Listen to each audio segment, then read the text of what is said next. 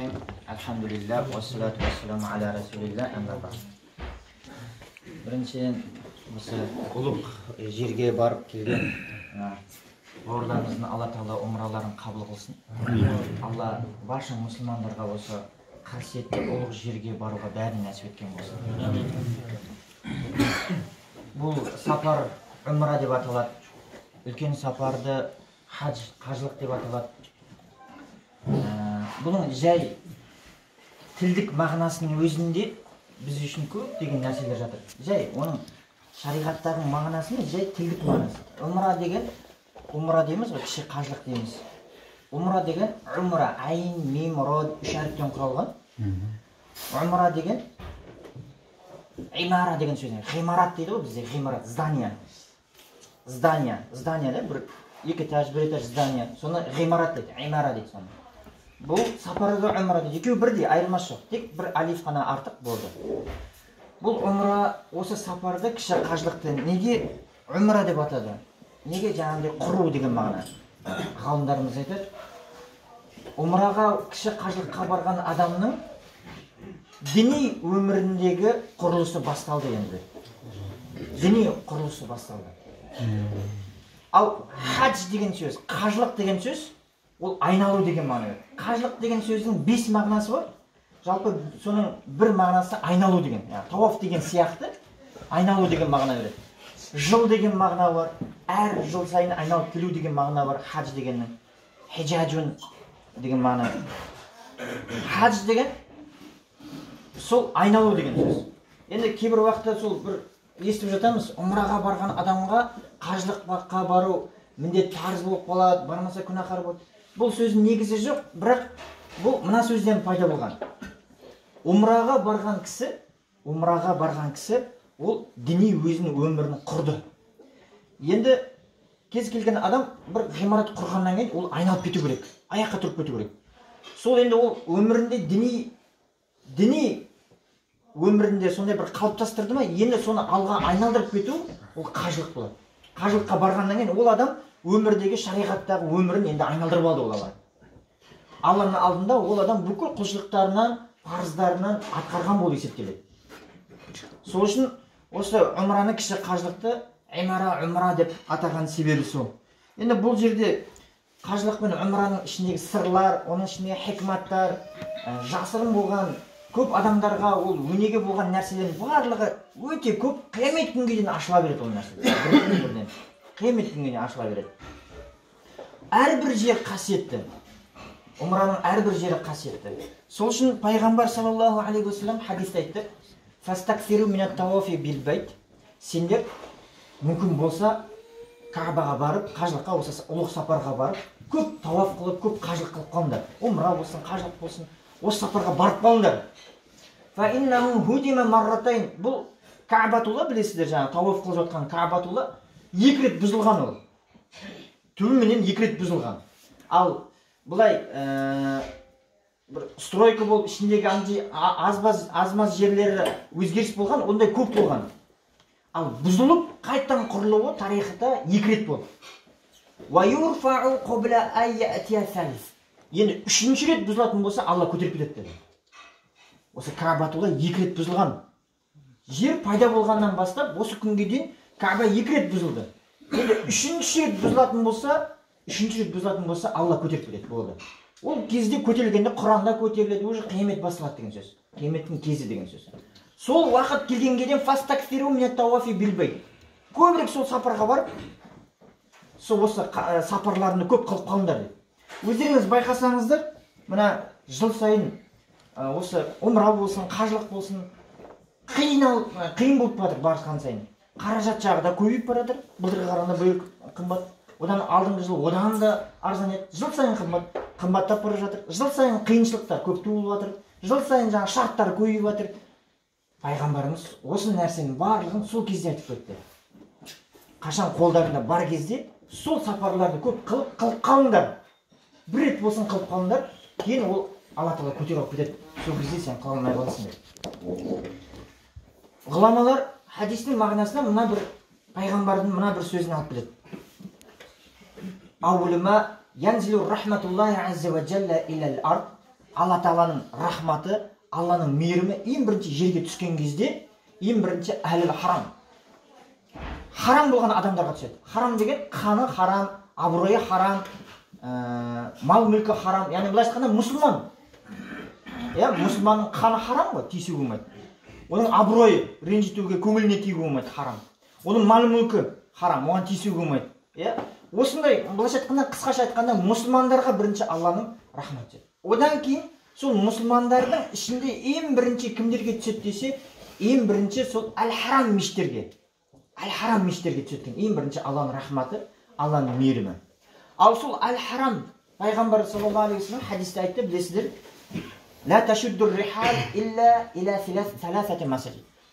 Сапар шегуге баратындай 3 мешіт бар, білесіздер. Пайғамбарымыздың мешіті, әл-харам, ақсам мешіті. Енді Алланың рахматы бірінші мұсылмандарға түседі. Сол мұсылмандардың ішінде ең бірінші әл-харам мешітіндегі адамдарға түседі дейді. Пайғамбардың мешіті бар, әл-харам мешіті бар, бардыңыздар, білесіздер. Ең бірінші соның ішіндегі. Ал енді соның ішіндегі адамдардың ішінде ең бірінші солардың ішінде де көп адамдар бар. Солардың ішіндегі құлшылық қылып жатқан адамдарға бірінші түседі. Былайша айтқанда Алланың рахматы ең бірінші әл-харам, харам болған, әл-харам ұлық болған мешіттерге түседі. Оның ішінде құлшылық қылып жатқандарға, одан мен сол ішінде жүргендерге, одан кейін басқа қарапайым мұсылмандардың барлығына. Пайғамбарымыз бұл сапарды басқа сапардан қанша есе артық деп хадистерде де ғұламаларда осының бәрін айтып өткен. Білесіздер, біздің әрбір құлшылығымыз бұл осы хадж бен умрадағы қылынатын ғибадаттағы рәсімдерден алынған. Намазымызда, оразамызда, бүкіл өмірлік тіршілігіміз осы Мекке мен Мединаның тіршілігінен алынған. Былайша айтқанда, сол уақытта намаздың парыз болуы, сол уақыттағы ораза қалай ұстау керек, не істеу керек, сол уақыттан алынған мәселелер. Соның бірі білесіздер, тауаф, Кааба, білесіздер, Кааба Алланың үйі. Сол жерде тауаф қылынады, білесіздер. Сол тауаф қылған кезде, бұны әрдайым айтып жүрміз. Тауаф қылып болғаннан кейін тауафтың 2 ракат намазы бар, білесіздер. 7 айналып тауаф қыласыздар. Одан кейін Мақам Ибрахим деген жер бар. Ибрахим алейхиссаламның орны бар. Сол Ибрахим алейхиссаламның орнына барып, сол жерге барып 2 ракат намаз оқу. Бұл сүннет. Енді сол жерге барып оқи алсаңыз жақсы. Ол енді миллиондаған адам бар ғой, ол жерде миллионнан көп. Ал ана жер бір адам сиятын жер. Енді ол жерге бара алмайсыз. Соның айналасында оқысаңыз да бола береді. Оның үстіне бүгінгі күні кафель бар, басқа нәрселер. Сол Ибрахим алейхиссалам ізін енді көрсетіп қойған, бірақ ол жерде кәдімгідей аяқ қойып оқи алмайсыз. Ибрахим алейхиссалам мақамы қалай пайда болды, білесіздер? Ибрахим алейхиссалам, Исмаил алейхиссалам екеуі Каабаны құрған жоқ, көтерді. Каабаны құрған жоқ, Каабаны көтерді. Ол бар етін. Сонда Ибрахим алейхиссалам, сол Исмаил алейхиссалам жоғарыда тұрып, Ибрахим алейхиссалам төменде тұр. Ибрахим алейхиссалам төменде тұрып, Исмаил алейхиссаламға сол жаңағы керекті заттарын алып беріп тұр. Сонда бір орында тұрып, Ибрахим алейхиссалам, Исмаил алейхиссалам осы нәрселерін алып беріп тұрған. Сол кезде сол Ибрахим алейхиссалам керекті заттарын бәрін жинап алып, сол жерден Исмаил алейхиссалам алып береді, Исмаил алейхиссалам арқылы құдай беретін болған. Сол жерде Мақам Ибрахим деп аталады. Сол жерде Мақам Ибрахим алейхиссалам тұрған жері. Енді білесіздер, біз намазда тұрған кезде екі аяғымызды бір-біріне жақындатамыз, талтайып тұрмаймыз, білесіздер. Уахабилер сияқты, адасқан адамдар секілді талтаймаймыз. Енді бұның негізі осы Құраннан алынған. Алла Тағала Бақара сүресінде «Уаттахизу мин мақами Ибрахима мусалла». Сендер Ибрахим алейхиссаламның орнын намаз оқитын жер қылып алыңдар деді. Енді ғалымдарымыз барып көрсе, Ибрахим алейхиссаламның тұрған екі ізінің қараса, сол екі аяғының ортасы 4 еледей арақашықтық екен. 4 еледей. Яғни біздің намазда тұрған құлшылығымыздың қылып жатқан рәсімдердің барлығы осы қажылықтағы Құраннан алып тұрмыз біз. Біреулер секілді талтайып немесе бір құлшылығымызды басқаша бір жағымсыз түрде қылып жатқан жоқпыз. Сол үшін осындай бір қасиеттері бар. Бұдан да басқа көптеген осы қажылық пен умраның көптеген осындай бір ерекшеліктері өте көп. Сол үшін пайғамбарымыз айтып жатыр, мүмкіншілік бар кезде осы жерлерде көбірек барып қалыңдар.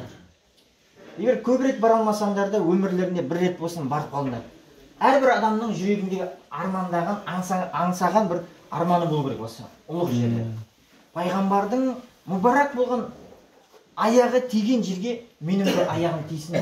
Пайғамбарымыздың оққан жері, мұбарак болған сәждесі тиген, маңдайы тиген жерге менің де сол жерім тисінші деп пайғамбарымызға сондай бір жағынан махаббат қылып, және сол ұлық жерлерді бір аяғымызбен басып қалуға әрбір адамның бір арманы болу керек. Бүгінгі күні көптеген адамдар сондай бір сапарларға барғанда армандайды. Біреу Дубайға барғанда, біреу тағы бір жерге барғанда, ол мұсылманның жүрегіндегі ол дұрыс емес арман. Армандай беріңіз, күнә емес ол. Барғыңыз келетін шығар, қызығатын шығарсыз әдемі жерге. Ешқандай күнә емес, харам емес. Бірақ мұсылманның бірінші арманы саяхаттан. Ол ең бірінші ұлық жерлер болу керек. Ең бірінші ұлық жерлер болу керек. Пайғамбар саллаллаху алейхи уассалам, білесіздер, пайғамбарымыз осы Меккеден Мединаға хижра қылды. Меккеден Мединаға хижра қылғаннан кейін пайғамбарымыз ең бірінші мешіт құрды ол жерде. Пайғамбарымыздың ол жерде білесіздер, үлкен мешіті бар. Одан кейін Құба мешіті бар, алғашқы мешіттерден болып есептеледі. Құранда Алла Тағала тақуа мешіті, устиса алат тақуа, тақуаның негізінен құрылған мешіт деп аталынған. Бұл орындарда, осы жерлерде жай барып 2 ракат намаз оқығаныңыздың өзі бір өмраның сауабын береді Алла. Сол мешітте 2 ракат намаз оқығаныңыздың өзі бір өмра қылғанның сауабы береді. Кірдіңіз, 2 ракат намаз оқып шықтыңыз, болды. Ол жерде не болады екен, бір өмраның сауабы береді. Және соншалық ол жерлерде макрух уақыт деген де болмайды. Ол жердің қасиеттің артықшылығының бір ерекшелігі, макрух уақыт жоқ ол жерде. Күн шығып атқан болсын, батып атқан болсын, себебі сен уақытқа күн шығып атқан жаққа қарамайсың, күн батып атқан жаққа қарамайсың, алдыңдағы Кәбаға қарайсың. Сол үшін ол жерде макрух дегенде уақыт жоқ, кез келген уақытта оқи бересің. Алла Тағала басқа жердегілерден бір артықшылық қылған себеп сол. Ғалымдарымыз айтады, бұл Кәба, бұл жәннаттан түскен. Және Алла бұны сол адамдардың табан асты қылып бұзылып, сол быт-шыт болып қалмайды. Алла қайтадан көтеріп кетеді бұны. Ең бірінші жер бетіне түскен нәрсе биік төмпешік болды. Осы Кәба болды. Кәб деген сөз өзі төмпешік деген мағына береді. Жерде теп-тегіс жазық дала болып тұрған кезде ең бірінші Кәб болды. Кәб, осы Кәба, төмпешік деген. Содан кейін барып басқа төмпешіктер құрылып бастады жаңағындай. Төбелер, тағы бір деген сияқты, тау деген секілді. Ең бірінші Кәба түсті. Жер жазық дала болып тұрған кезде. Адамның тобығында Кәб дейді. Себебі аяқ бұлай теп-тегіс келе жатады, тобыққа келгенде бұлай төмпешік болып шығып тұрады. Сол үшін әрбір тегіс болып келе жатып, төмпешік болып шыққан нәрсенің бірін Кәб дейді. Ең бірінші жер бетіне Алла Тағала осы Кәбаны түсірді. Жәннаттан түсірді бұны. Бұны жәннаттан түсірді. Ал кім құрды десе, енді кейбір тәпсірлерде періштелер оның негізін құрған, бірақ жалпы Алла Тағала жәннаттан түсірді де, бірақ періштелер соны құрған. Содан кейін бар ол жаңағындай өзгерістер болды оның ішінде, білесіздер, Хатим бар, жаңағы бұрын сол Кәбаның ішіне кірген, қазір сыртына шығып қалды. Тағы сондай көптеген оқиғалар болды. Сол үшін қиямет жақындаған сайын осындай ұлық амалдар, ұлық сапарлар, бұлардың барлығын қылуда бір қиыншылықтар туыла береді. Ал енді сол қиыншылықтар туылған сайын біз білуіміз керек, қияметтің жақындап жатқанының белгісі бұл. Әрбір адам осы жерлерге баруға армандасын. Алла Тағала осындай ұлық жерге баруға бәрімізге де нәсіп еткен болсын. Және осындай пайғамбарымыздың мұбарак аяқтары басылған жерге жүрген, маңдайы сәждеге тиген жерлерге сол әрбір мұсылманның маңдай сәждесі тиюге Алла нәсіп еткен болсын. Білесіздер, сол Мединада пайғамбарымыздың мешіті бар. Пайғамбардың мешітінің ішінде пайғамбардың қабірі бар, Абу Бәкір радиаллаху анху қабірі бар. Жалпы пайғамбарлар, көп пайғамбарлар өткен. Енді сол пайғамбарлардың, 3 пайғамбардың қабірін ғана біз білеміз қай жерде екен, нақты, дәлелменен. Басқа пайғамбарларға ешқандай дәлел жоқ. Ихтималдар бар. Мысалы, Муса алейхиссалам, Иса алейхиссалам, мысалы, Муса алейхиссалам біздер көмілді, ешқандай дәлел жоқ, ихтималдар бар. Бірақ 100% біз білеміз 3 пайғамбар қажет жатқан. Бірінші, Мұхаммад саллаллаху алейхи вассалам қажет жатқан білеміз. Екінші, Исмаил алейхиссалам. Исмаил алейхиссалам сол Кәбаның астында жатыр. Кәба, сол біз тауап қылып жүрміз, сол аяқ астымызда сол жерде қабір бар. Соның астында Исмаил алейхиссалам жатыр. Бұны бүкіл ғұламалар 100% талас жоқ. Hatta бұны жаңағы Ибн Таймия болсын, басқа сол Ахли Суннаға қарсы болған адамдар да бұны мойындайды. Үшінші Ибрахим алейхиссалам. Білесіздер, оны Израильда жатыр. Осы 3 пайғамбардың жатқан жерін біз нақты 100% білеміз де, қалған пайғамбарларға енді оған дәлел жоқ, ықтималдар бар. Әрбір мемлекеттің адамдары сол мына пайғамбар біздің жерде жатыр дейді, мына пайғамбар біздің жерде жатыр дейді, жаңағындай ықтималдар бар, дәлел жоқ. Енді сол пайғамбардың мешіті, Мединаға барған кезде пайғамбардың мешіті бар. Пайғамбардың мешітінің ішінде пайғамбардың қабірі бар, Пайғамбарымыз хадисте айтады: "Ма мин муслимин ахад". Бір мұсылман егер маған бір сәлем айтатын болса, немесе маған салауат айтатын болса, "Илля раддаллаху алайя рухи", Алла маған рухымды денеме қайтып кіргізеді, мен тұрам, сол адамға жауап беремін де қайтадан орнына барамын. Қараңыз, әлемде миллион миллиардтаған адамдар бар. Қанша адам бар мұсылмандар? Қанша адам күніне қанша есе пайғамбарға салауат айтылады? Күніне миллион миллиард деген сәлемдер, миллион миллиард деген салауаттар айтылады әлем бойынша. Соның пайғамбар әрқайсысына тұрып сәлеміне жауап беріп қайта жатады. Тұрып қайта жатады. Бұл пайғамбардың бізге деген бізді жақсы көруі, біздің пайғамбарға жақсы көруімізден де артық. Біз айтамыз, біз пайғамбар жақсы көремін, мен ғашықпын, көргім келеді, қолынан бір ұстағым келеді, бір дұға сұрағым келеді, қасына тұрып, пайғамбарға қанша біз ғашық болсақ, пайғамбардың ғашықтығы, бізді жақсы көруі, біздің жақсы көруімізден де артып түскен. Оған дәлел осы хадис. Әрқайсымызға қанша миллион миллиард адам бар. Ал бір өзіңіз күніне неше рет салауат айтасыз? Бір өзіңіз неше рет сәлем айтасыз, немесе неше рет салауат айтасыз? Сіздің өзіңізге күніне қанша рет пайғамбарымыз жауап беріп тұр? Әлбетте, егер ықыласпенен, шын ниетпенен, әдет болып қалып емес. Бар ғой кейде біреулер субханалла, альхамдулилля деп әдет болып қалады. Былай айтқанда связка слов, ондайға сауап берілмейді. Алла ризалығы үшін зікір ретінде сауап ниет қылып айтылатын болса, пайғамбар сіздің өзіңіз күніне 10, 20, 30, 40, 100 рет айтатын шығарсыз. Әрқайсына сіздің өзіңізге 100 рет күніне жауап береді. Ал миллиондаған мұсылман бар, әрқайсына. Демек пайғамбар болған ерінбейді де, және пайғамбардың сізбен бізді жақсы көруі, біздің жақсы көруімізден де артып түскен. Сол үшін біз бәріміз пайғамбарға қарызбыз. Пайғамбарымыз айтты: кімде-кім умраға барған болса, немесе қажылыққа барған болса, сөйтіп менің қабірімді, ләм язур қабри, менің қабірімді зиярат қылмаса, оның құлшылығы джафани, құрғап қалды дейді, құрғақ. Білесіздер, бір зат болады құрғақ, оған бірдеңе жетпей тұрады, бір су ма, дымқылдық па, бір немесе бір сахар ма, бірдеңе жетпей тұрады ғой. Умра мен қажылыққа барып пайғамбардың қабірін зиярат қылмай кеткен адамның құлшылығы сондай болады. Бір нәрсе жетпей тұрады. Бір тұздығы ма, бір дымқылдық па, бір су ма, бірдеңе жетпей қалады.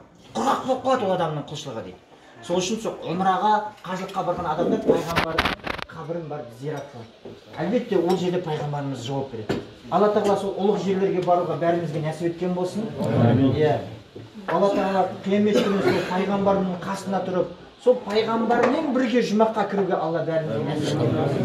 Ассаламу алейкум ва рахматуллахи ва баракатуху.